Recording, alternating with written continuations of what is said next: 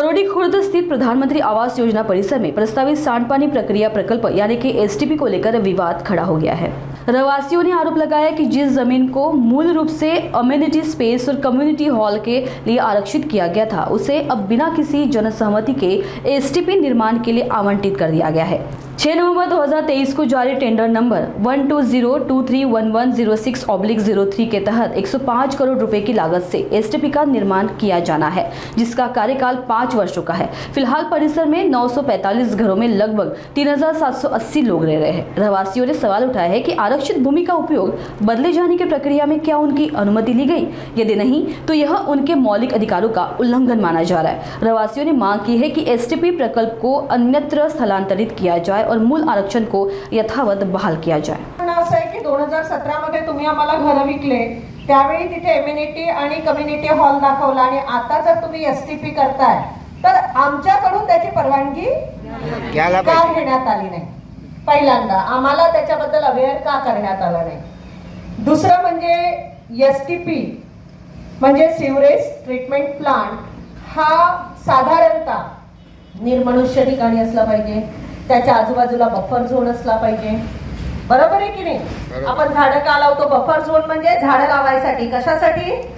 की तिथे झाडं होणारं प्रदूषण जे आहे ते इकडे तिकडे गेलं नाही पाहिजे, त्याच्यासाठी आपण झाडं लावतो. बाकी सगळ्या गोष्टी करायसाठी बफर झोन ठेवला जातो.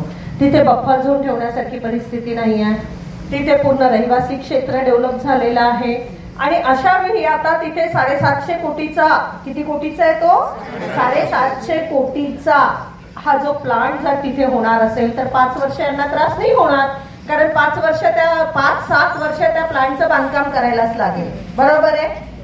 पण एखाद्याने 50,000 खर्च करून जर एखादं काम केलं असेल तर तो सोडत नाही.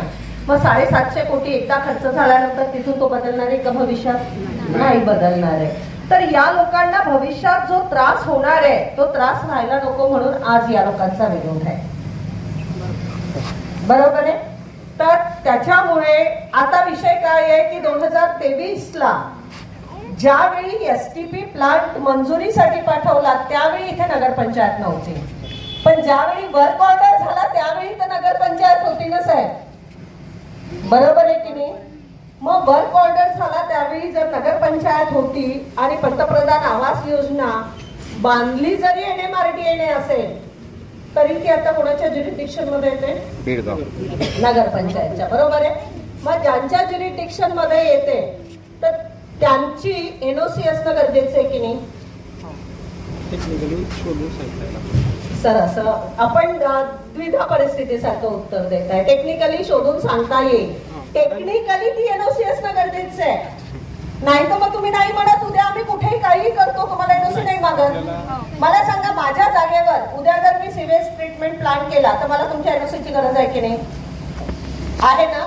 म्हणजे माझ्या जागेवर मी केला तरी आहे, मग एनएमआरडीएच्या जागेवर त्यांनी केला तर का नाही आहे? म्हणजे माझ्यासाठी रूल वेगळा आणि त्यांच्यासाठी रूल वेगळे आहे का? घेऊ आपण आणि जर काही कन्सर्न असेल तर त्या अधिकाऱ्यांसोबत सुद्धा आपण संपर्क साधूया. तुमचे जे कन्सर्न आहेत ताईनं आणि आशिषजी मल्लेवार साहेबांनी जे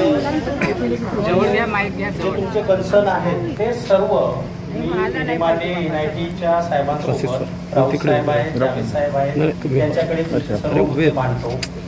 त्यांचे काय प्रपोजल आहे, त्यांची टाईमलाईन काय आहे या संदर्भात मी माहिती घेतो आणि